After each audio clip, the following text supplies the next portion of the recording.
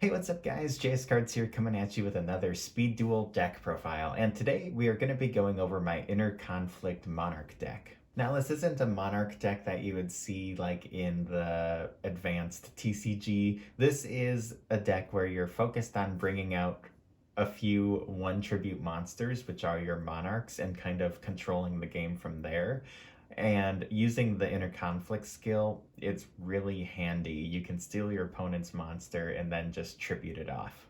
I did a few other Speed Duel deck profiles, but I think this one is my most competitive one right now, and it's still very affordable too. That's the thing. A lot of these Speed Duel decks are really cheap and easy to make, and they're fun to play too, and the consistency is so high just because of you're only playing a 20 card deck, or I believe this one's a 22 card deck, but like my XYZ Dragon Cannon deck that I showed a week or two ago, depending on when this video goes up, it is so consistent. And same with this too. I mean, and even the Magnet Warrior deck too. There's just a lot of consistency with all of these decks because you are just playing like triple copies of everything, and you have a 20 card deck, so you're gonna see what you need. All right, well, let's start off with the skill, which is Inner Conflict. Activate the skill during your main phase. Once per duel, you can pay half your life points, take control of a monster your opponent controls until the end phase, but it cannot attack directly. So basically, you're taking their monster and tributing it into your own, or even just holding on to it to stall, but usually you're going to tribute it.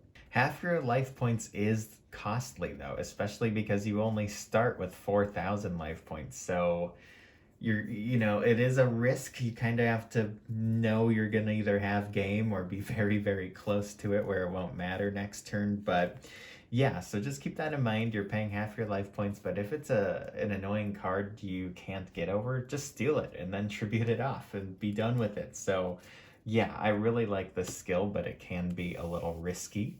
All right, so starting off with our tribute monsters, I played 2 copies of Jinzo. Jinzo can win you games, being unaffected by trap cards. He's got 2,400 attack. He is great, but so is Kaiser Glider, another 2,400 attack monster, 1 tribute. It cannot be destroyed by battle with a monster that has the same attack, so it can crash into Jinzo. Plus, it has that bounce effect when it is sent to the graveyard. Target 1 monster on the field and return it to the hand. So Kaiser Glider is actually really good. For a great level 4 monster, I play 3 copies of Breaker the Magical Warrior.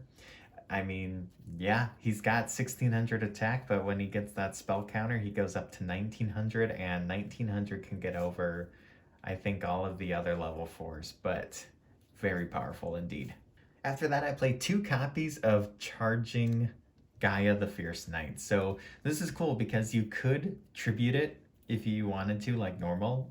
It's got 2,300 attack, which isn't bad. But you can normal summon this card without tributing, and its attack becomes 1,900. So it's sitting where Breaker is with the spell counter on it. So really nice card to have there.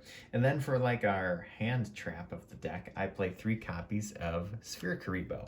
All right, moving on to the spells, we have our defensive card here, Book of Moon.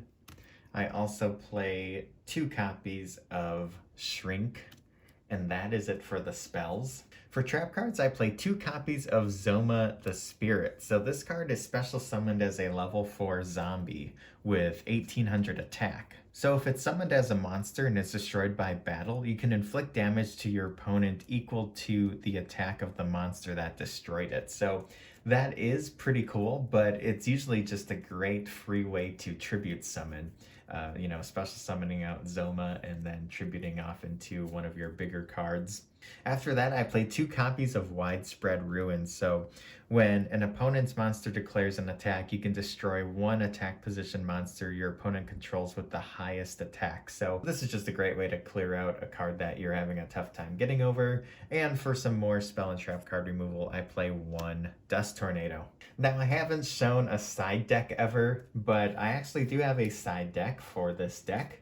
Side decks are 5 cards, so you gotta kind of pick and choose what you're gonna play. But these are all just 1 tribute options that you could side in, or if you wanted to replace any of my main deck cards with one of these or a couple of these, you easily could and build it your own.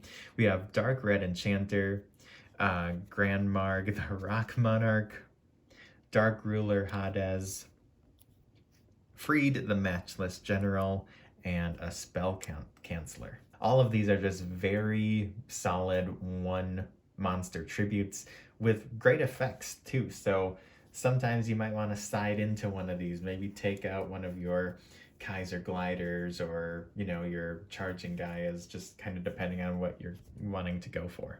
So there you guys have it. That is my Inner Conflict Speed Duel deck profile. I hope you enjoyed it. If you did, make sure you hit that like button, subscribe for more. Stay tuned for more Yu-Gi-Oh! News, deck profiles, and openings. Also, feel free to join my Discord. The link will be down below. Feel free to join the JS community, talk about Yu-Gi-Oh! Video games, and other things like that.